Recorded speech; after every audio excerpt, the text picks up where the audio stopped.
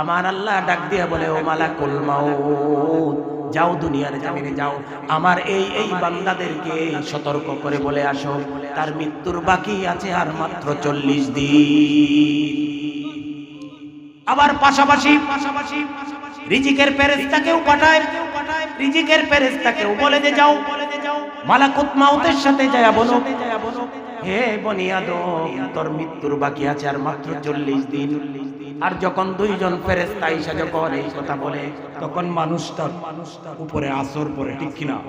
সেই মানুষটা আস্তে আস্তে দুর্বল হয়ে যায়, সেই মানুষটার চেহারা পরিবর্তন চলে আসে। এইভাবে মালাকুল মাউত প্রতিদিন আসে, প্রতিদিন যায়, একদিন আসে একদিন কমে, একদিন আসে একদিন কমে। এইভাবে মালাকুল মাউত পরের দিন আইসা আবার বলে, হে বনি আদম, তোর মৃত্যুর বাকি আছে আর মাত্র 38 দিন, 37 দিন, 36 দিন, 35 দিন। এইভাবে প্রতিদিন আসে আর বলতে থাকে। আর মানুষটা আস্তে আস্তে দুর্বল হয়ে যায়। যে মানুষটা আধা কেজি চাইলের ভাত খাইতো, সেই মানুষটা একটা কমলার খোসাও খেতে পারে না। আহা, আমি আপনাদের সামনে যে কুরআনুল কারীম থেকে যে আয়াতে কারিমা তিলাওয়াত করেছি, কুরআনুল কারীমের সূরাতুল লুকমানের 34 নম্বর আয়াত, সেই আয়াতে কারিমায় রব্বুল আলামিন 5টি জ্ঞানের কথা বলেছেন। যে জ্ঞান, এই 5টি জ্ঞানের অধিকারী একমাত্র আমার আল্লাহ। দুনিয়ার জমিনের কোন নবী, কোন ফেরেশতা, কোন ওলি, কোন গাউস, কোন কুতুব, কোন আলেম উলামা, কোন বিজ্ঞান, কোন গবেষক এই জ্ঞানের অধিকারী নয়। এই জ্ঞানের অধিকারী কে? একমাত্র আমার আল্লাহ। এই জন্য রব্বুল আলামিন বলেন, ইন্নাল্লাহা ইনদাহু ইলমুস সাআহ। আমার আল্লাহ বলেন, হে দুনিয়ার মানুষ, এই পৃথিবীটা আমি কবে ধ্বংস করে দেব, আকাশটাকে আমি আল্লাহ বিদীর্ণ করে দেব, তারকারাজিগুলো আমি আল্লাহ গলায়া গলায়া দুনিয়ার জমিনে ফেলবো, পাহাড় পর্বত গুলাকে আমি আল্লাহ তুলার মতো ধূলিসাৎ করে দেব, সমুদ্র নদীর পানিগুলা আমি আল্লাহ আগুনের টুকরায় পরিণত করব। সেই কিয়ামত কবে অনুষ্ঠিত হবে সেই সম্পর্কিত জ্ঞান একমাত্র আমি মহান রব্বুল আলামিনের রয়েছে তোমাদের কারণে। ঠিক কিনা? আমার আল্লাহ জানেন কবে কিয়ামত অনুষ্ঠিত হবে। এই জন্য রব্বুল আলামিন বলেন, ইন্নাল্লাহা ইনদাহু ইলমুস সাআহ। সেই কিয়ামত কবে অনুষ্ঠিত হবে রে দুনিয়ার জমিনের মানুষ, তোরা কেউ জানোস না, কোনো নবী জানে না, কোনো ওলি জানে না, কোনো গাউসে জানে না, কোনো কুতুবে জানে না, কোনো ফেরেশতারা জানে না, দুনিয়ার জমিনের কোনো বিজ্ঞান জানে না, কোনো গবেষক জানে না। আমি আল্লাহ জানি এই পৃথিবীটাকে কবে আমি ধ্বংস করে দেব। সুবহানাল্লাহ বলবেন না? সুবহানাল্লাহ বলতেন। এই কিয়ামতের ভয়াবহতা কেমন হবে আমার আল্লাহ বলেন, কিয়ামত কবে অনুষ্ঠিত হবে বান্দা তোমরা কেউ জানো না, কিন্তু কিয়ামতের ভয়াবহতা আমি আল্লাহ কিভাবে সৃষ্টি করব, আমি আমার পাঠানো কিতাব কুরআনুল কারীমে সবকিছু ঘোষণা করে দিয়েছি। কিয়ামতের ভয়াবহতা এমন হবে তোমরা দেখতে পাবে, ইয়াউমা তারাউনাহা তাযহালু কুল্লু মুরদিআতিন। কিয়ামতের ভয়াবহতার দিন তোমরা দেখতে পাবে, সেদিন দুনিয়ার জমিনে যত দুগ্ধদায়িনী মায়েরা থাকবেন তারা তাদের দুগ্ধ বিশ্ব শিশুকে ভুলে যাবে। ইয়াউমা তারাউনাহা তাযহালু কুল্লু মুরদিআতিন আম্মা আরদাআত। তাদের দুগ্ধ পুষ্য শিশুকে সকল মায়েরা ভুলে যাবে। কিয়ামতের ভয়াবহতা যখন শুরু হবে, মায়েরা সেই সময়টার ভিতরে দুধ পান করাইতে থাকবে তাদের দুগ্ধ পুষ্য শিশুকে। যখন কিয়ামতের ভয়াবহতা শুরু হবে, তখন লাথি মেরে সেই সন্তানটাকে ফেলে দিয়ে মায়েরা দৌড়াইতে থাকবে। ওয়াতাদউ কুল্লু যাতি হামলিন হামলাহা।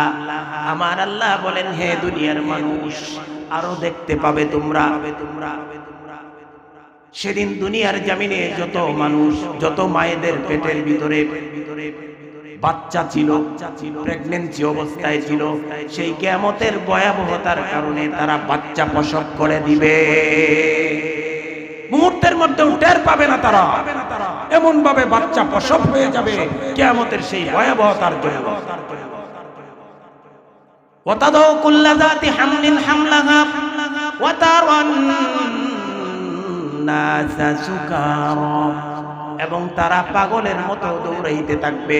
ওমা হুম বিসুকারা, অথচ তারা পাগল ছিল না, কিন্তু কিয়ামতের ভয়াবহতার কারণে তারা পাগলের মতো দৌড়াইতে থাকবে। অথচ দুনিয়ার জমিনে কোন মা তার দুগ্ধপোষ্য শিশুকে কখনো ফেলে যাবে না। প্রয়োজনে আমি মায়েরা বলবে যে আমি মৃত্যুবরণ করব, আমার দুগ্ধপোষ্য শিশুর জন্য কিছু না হয়। কিন্তু সেদিন কিয়ামতের ভয়াবহতার কারণে সন্তানকে লাঠি মেরে ফেলে দিয়ে তারা দৌড়াইতে থাকবে। আল্লাহু আকবার বল। তারপর রব্বুল আলামিন বলেন, ওয়ায়ুনাজ্জিলুল গায়স। হে দুনিয়ার মানুষ, তোমরা আকাশের দিকে তাকিয়ে দেখো, আকাশের মেঘখণ্ডগুলা ছুটাছুটি করছে। পৃথিবীর কোনো বিজ্ঞান, কোনো গবেষক আজ পর্যন্ত গবেষণা করে বের এক ফোঁটা বৃষ্টি জড়াতে পারে নাই। কিন্তু আমি রব্বুল আলামিন যখন ইচ্ছা করি তোমাদের জন্য রহমতের বৃষ্টি বর্ষণ করি।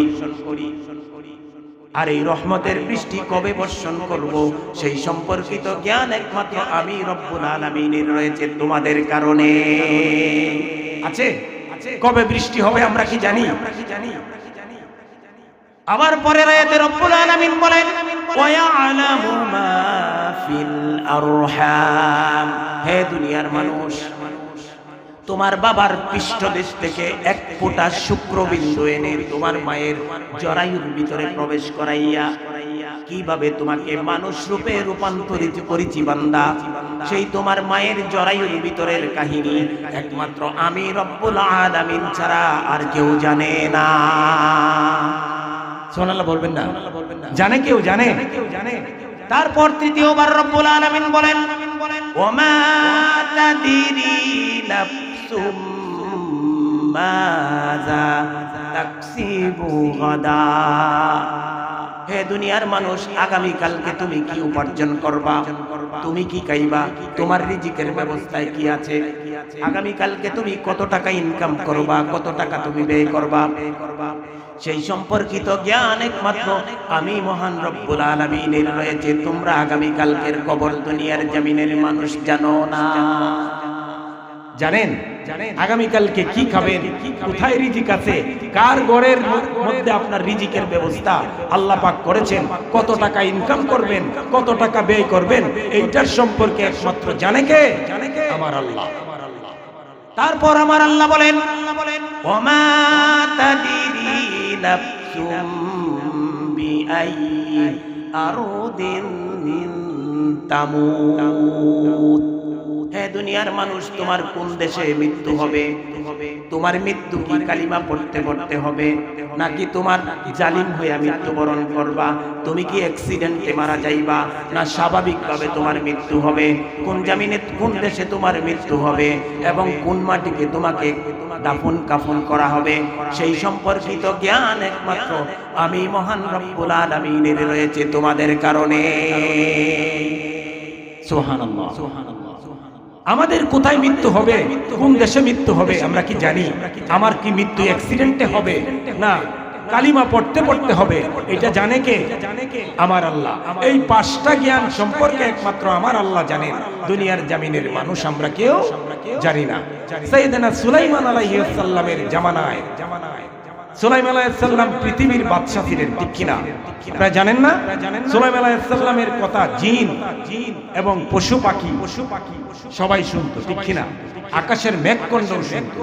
তো সাইয়েদনা সুলাইমান আলাইহিস সালাম একদিন মিটিং করছেন ওয়াজিরদেরকে নিয়ে, ওয়াজির মানে মন্ত্রী আর কি, মন্ত্রীদেরকে নিয়ে মিটিং করছেন।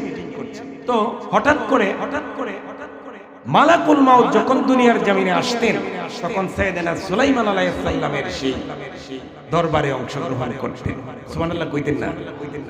তো যখন সেই মালাকুল মাউত সুলাইমান আলাইহিস সালামের সেই দরবারে আসলেন তখন আল্লাহ পাকের পক্ষ থেকে হুকুম হইল, হে মালাকুল মাউত, সুলাইমানের যে ওয়াজির, সেই ওয়াজিরের মৃত্যু নিশ্চিত করো এবং তার মৃত্যু হবে এই কয়টার সময়, টাইমটা বেঁধে দিয়েছে, এবং তার মৃত্যু হবে হিন্দুস্তানের উপদ্বীপে।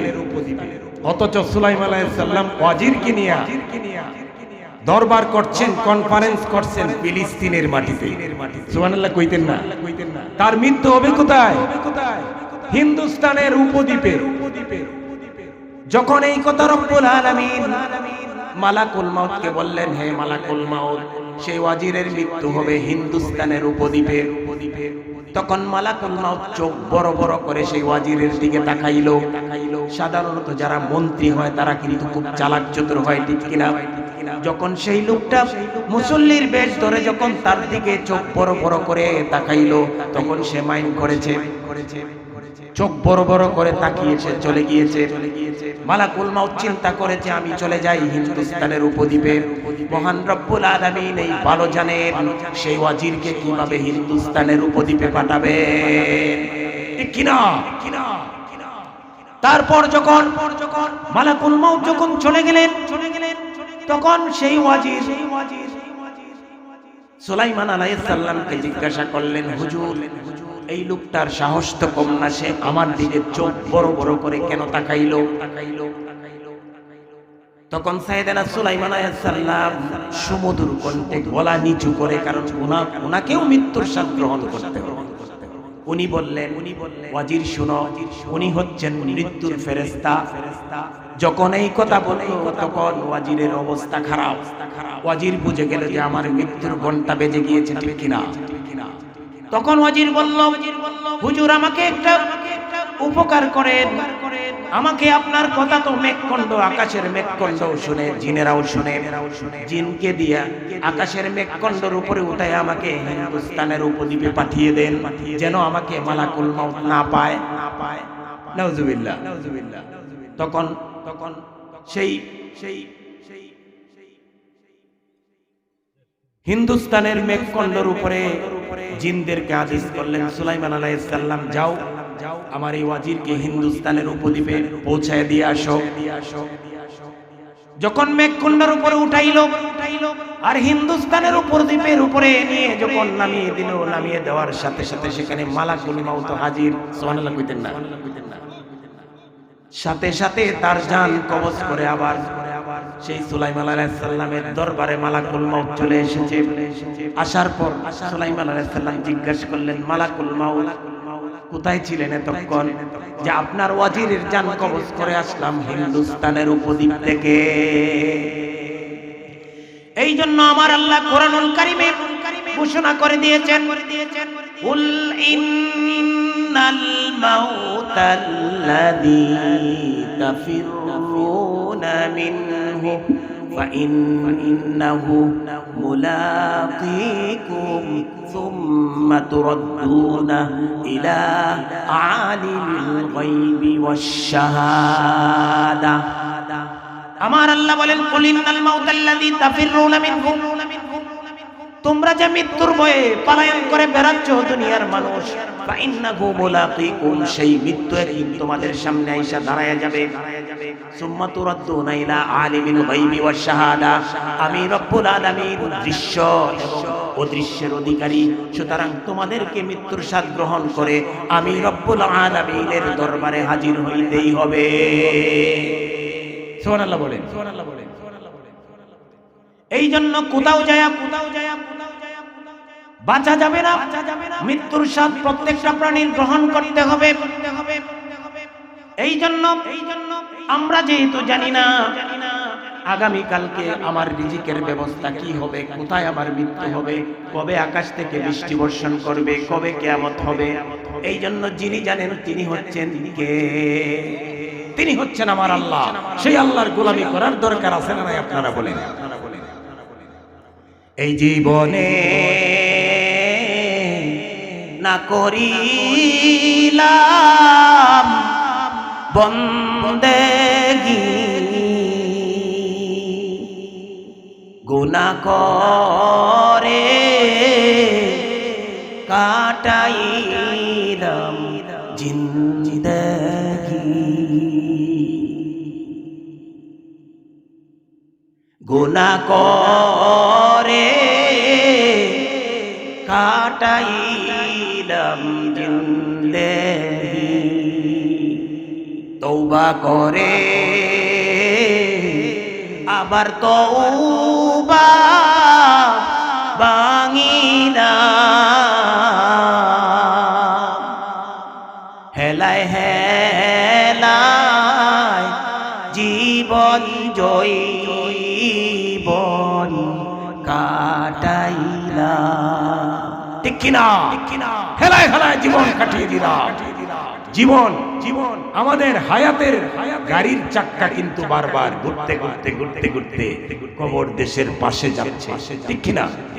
এই জন্য আমাদের উচিত আমরা যেন প্রতিটা মুহূর্তে মৃত্যুর কথা স্মরণ করে আমার আল্লাহর গোলামি করতে থাকি। ঠিক কিনা?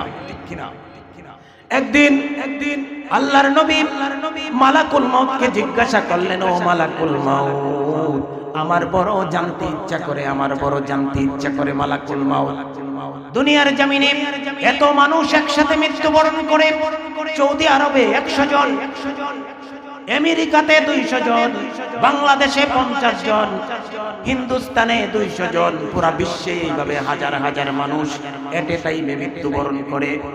আমার বড় জানতে ইচ্ছা করে মালাকুল মাউত, আপনি এত মানুষের মৃত্যু একা একা কিভাবে নিশ্চিত করেন? কিভাবে নিশ্চিত করেন? আমার বড় জানতে ইচ্ছা করে। আল্লাহর নবী মালাকুল মাউতকে প্রশ্ন করলেন। সুবহানাল্লাহ বলবেন না? তারপর মালাকুল মউত বলল, ওগো আল্লাহর নবী, মানুষ সৃষ্টির 50,000 বছর আগে রব্বুল আলামিন একটা গাছ তৈরি করেছেন আরশে আজিমে, সুবহানাল্লাহ। এবং পৃথিবী সৃষ্টি থেকে যত জিন এবং ইনসান, যত কীটপতঙ্গ দুনিয়ার জমিনে আসবে, প্রত্যেকের নামে রব্বুল আলামিন এই গাছের মধ্যে একটা করে পাতা লাগিয়েছেন। তারপর সেই পাতা প্রত্যেকের নামে, সেই পাতার প্রত্যেকের নামে, সেই পাতার মধ্যে রব্বুল আলামিন ভাগ্য নির্ধারণ করেছেন আপনি আমার 50,000 বছর আগে। এই ব্যাপারে রব্বুল আলামিন কুরআনুল কারীমে ঘোষণা করে দিয়েছেন, নুন ওয়াল কলামি ওয়া মা ইয়াসতুরুন। 50,000 বছর আগে আপনি আমার সৃষ্টির রব্বুল আলামিন সেই কলম তৈরি করেছেন। কলম তৈরি করার পরে রব্বুল আলামিন কলমকে হুকুম দিয়েছেন, হে কলম লেখ লেখ লেখ। আর কলম সেদিন বলেছিল, রব্বুল আলামিন কি লিখবো আমি তো জানি না। আমার আল্লাহ বলেছিলেন, কলম লেখ লেখ, আমার বান্দাদের ভাগ্যলিপিকা লেখা শুরু কর। কতদিন দুনিয়ার জমিনে আমার বান্দা বাঁচবে, কতটুকুন রিজিক খাবে, সে কি অ্যাক্সিডেন্টে মারা যাবে, না কালিমা পড়তে পড়তে মারা যাবে, না জালিম হয়ে মারা যাবে, তার ভাগ্যলিপিকা প্রত্যেকটা পাতার মধ্যে প্রত্যেকটা মানুষের নামে লেখ। আর কলম লেখা শুরু করে, কলম লেখা যখন শেষ হয়ে যায় রব্বুল আলামিন বলেন, জাফিল কলম, হে কলম তুই ধ্বংস হয়ে যা। 50,000 বছর আগে আপনি আমার ভাগ্য সেই পাতার মধ্যে লেখা আছে। এইবার মালাকুল মউত আল্লাহর নবীকে বলেন, ওগো আল্লাহর নবী, সেই যে মানুষটা মৃত্যুর 40 দিন বাকি থাকবে, সেই মানুষটার নামে পাতাটা আস্তে আস্তে হলুদ বর্ণের হতে থাকে। সুবহানাল্লাহ। আস্তে আস্তে হলুদ বর্ণের হতে থাকে যখন, তখন আমার আল্লাহ মালাকুল মউত বলে, আমার আল্লাহ ডাক দিয়ে বলে, ও মালাকুল মউত, যাও দুনিয়ার জমিনে যাও, আমার এই বান্দাদেরকে সতর্ক করে বলে আসো, তার মৃত্যুর বাকি আছে আর মাত্র 40 দিন। আবার পাশাপাশি রিজিকের ফেরেশতাকেও পাঠায়, রিজিকের ফেরেশতাকেও বলে যে যাও মালাকুল মউতের সাথে যায় বলো, হে বনি আদম, তোর মৃত্যুর বাকি আছে আর মাত্র 40 দিন। আর যখন দুইজন ফেরেশতা এসে যখন এই কথা বলে, তখন মানুষটার উপরে আসর পড়ে, ঠিক কিনা? সেই মানুষটা আস্তে আস্তে দুর্বল হয়ে যায়, সেই মানুষটার চেহারা পরিবর্তন চলে আসে। এইভাবে মালাকুল মাউত প্রতিদিন আসে, প্রতিদিন যায়, একদিন আসে একদিন কমে, একদিন আসে একদিন কমে। এইভাবে মালাকুল মাউত পরের দিন আইসা আবার বলে, হে বনি আদম, তোর মৃত্যুর বাকি আছে আর মাত্র 38 দিন, 37 দিন, 36 দিন, 35 দিন। এইভাবে প্রতিদিন আসে আর বলতে থাকে। আর মানুষটা আস্তে আস্তে দুর্বল হয়ে যায়। যে মানুষটা আধা কেজি চাইলের ভাত খাইতো, সেই মানুষটা একটা কমলার খোসাও খেতে পারে না। আহা, মানুষটা দুর্বল হয়ে যায়, রিজিক কমে যায়। রিজিকের ফেরেশতা বলে, তোমার রিজিক শেষ হয়ে গিয়েছে। আমরা অনেকেই বলি মানুষটা মৃত্যুবরণ করেছে, দুপুরের বাটটি তার ওয়াইফে রান্না করেছিল, খাইতে পারে নাই। আমার আল্লাহ বলেন, হে বান্দা, তার রিজিকে নাই, তার রিজিকে নাই, জন্য খাইতে পারে নাই। এইবার পরের দিন যখন মালাকুল মাউত আসবে, আমার আল্লাহ বলেন, হে মালাকুল মাউত, ফাফু আনহুম واستغفر لهم وشاورهم في الأمر। যাও যাও মালাকুল মাউত আমার বান্দাকে বলে আসো, দুনিয়ার জমিনে অনেক অপরাধ করে ফেলেছে, বান্দার হক নষ্ট করে ফেলেছে, তাদের হাত ধরে ধরে যেন ক্ষমা চায়, আমি আল্লাহর কাছে যেন তওবা করে, আর তাকে যে কষ্ট দিয়েছে অনেক মানুষ, তাদেরকেও যেন সে ক্ষমা করে দেয়। আর বলে আসো, তোমার মৃত্যুর বাকি আছে আর মাত্র 34 দিন। হে বনি আদম, তুমি সবার কাছে ক্ষমা চাও, এখনো বাকি আছে তোমার মৃত্যুর 34 দিন। এই কথা বলে যে কম যায়। আপনারা বলতে পারেন যে আমি অপরাধ করেছি, ক্ষমা চাইবো, ঠিক আছে, কিন্তু আমার সাথে যারা আমাকে যারা কষ্ট দিয়েছে তাদের কাছে কেন ক্ষমা চাইবো? এই আয়াতে কারিমার একটা শানে নুজুল আছে, সেইটা যদি বলি আপনারা বুঝতে পারবেন। উহুদের যুদ্ধের কথা শুনেছেন নাকি? উহুদের ময়দানে যখন আল্লাহর নবী যখন কাফেরদের বিরুদ্ধে যখন যুদ্ধ শুরু করলেন, এক পর্যায়ে কাফেররা আস্তে আস্তে কি করলো? বেগে চলে গেল, পিছনে চলে গেল। তখন আল্লাহর নবী সেই পাহাড়ের গুহায় গুহায় ডিউটি স্থাপন করেছিলেন, ঠিক না? সেই ডিউটি রেখেছিলেন। আর আল্লাহর নবী বলেছিলেন, ও আমার সাহাবারা, আমার পরবর্তী নির্দেশ না দেওয়া পর্যন্ত তোমরা সেই জায়গা থেকে লড়বা না। আল্লাহর নবীর কথাটা মানে নাই। কিছুক্ষণ পর তারা সেই জায়গা ছেড়ে দিয়ে চলে আসছিল। মনে মনে ভাবছিল যে কাফেররা মনে হয় আর আসবে না। কিন্তু কাফেররা তারা গোয়েন্দা তত্ত্বের ভিত্তি নিয়ে আবার সেই গুহা দিয়ে সে পুনরায় আক্রমণ করে আল্লাহর নবীর দান মুবারক শহীদ করলো, আরো অনেক শত শত সাহাবীকে আহত নিহত করলো।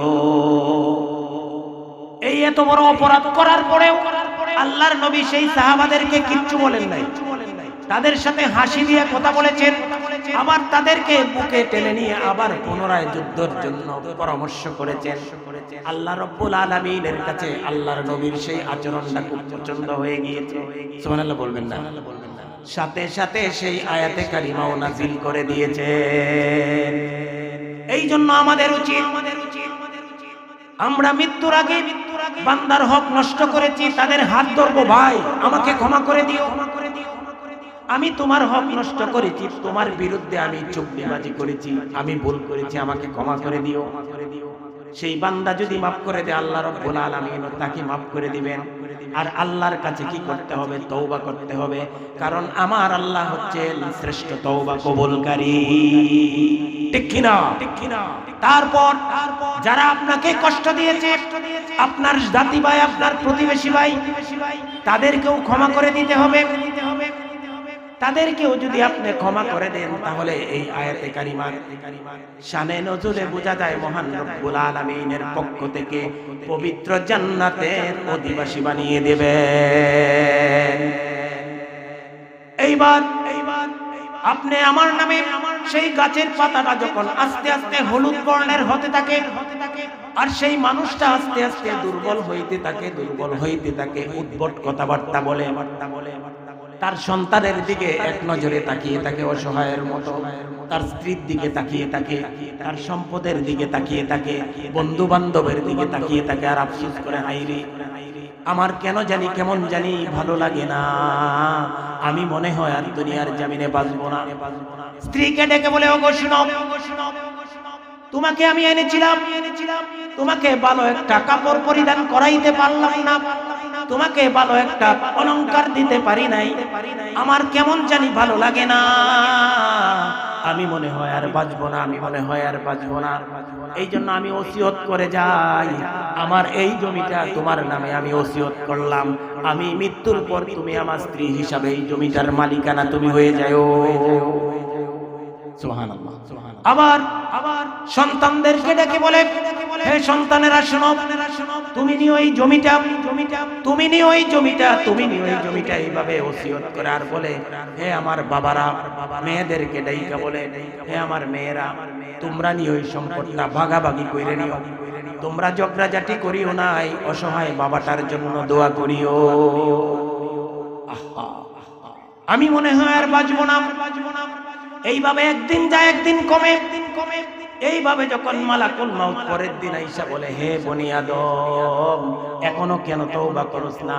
তোর মৃত্যুর বাকি আছে আর মাত্র 25 দিন। আহা, তখন সে দুর্বল হয়ে যায়, রাস্তার পাশে বসে থাকে, বসে বসে দেখে তার বন্ধু যখন বাজারে যায়, ডাক দিয়া বলে, ও আমার বন্ধু শোনো, একসাথে খেলা করেছি, একসাথে চাকরি করেছি, একসাথে ব্যবসা করতাম, অনেক সময় তোমাকে কষ্ট দিয়ে ফেলেছি বন্ধু, এই জন্য সেই কষ্টটা আমি আজকে তোমার কাছে জোরহাত করে ক্ষমা চাই বন্ধু, আমি মনে হয় আর বাঁচবো না, আমার কেমন জানি লাগে, আমাকে তোমরা ক্ষমা করে দিও। এইভাবে একদিন যায় একদিন কমে। আল্লাহর নবী বলেছেন, যখন 3 দিন বাকি থাকে, তখন মালাকুল মাউত দৈনিক 3 বার আসে, এসে বলে, হে বনি আদম, আর তোর মৃত্যুর বাকি আছে মাত্র আর 3 দিন। তখন মানুষটা একবার দুর্বল হয়ে যায়, তার চেহারায় পরিবর্তন চলে আসে। ঠিক কিনা? আপনারা কি বুঝতেছেন আমার কথা? এইভাবে যখন তার গাছের পাতাটা যখন পুরোপুরি হলুদ বর্ণের হয়ে যায়, যখন আর আজিমে থেকে সেই গাছের পাতাটা যখন ছিঁড়ে নিচের দিকে জমিনের দিকে আসতে থাকে, এই এতটুকু সময়ের ভিতরে মালাকুল মাউত আপনার রূহটাকে কবজ করে ফেলে।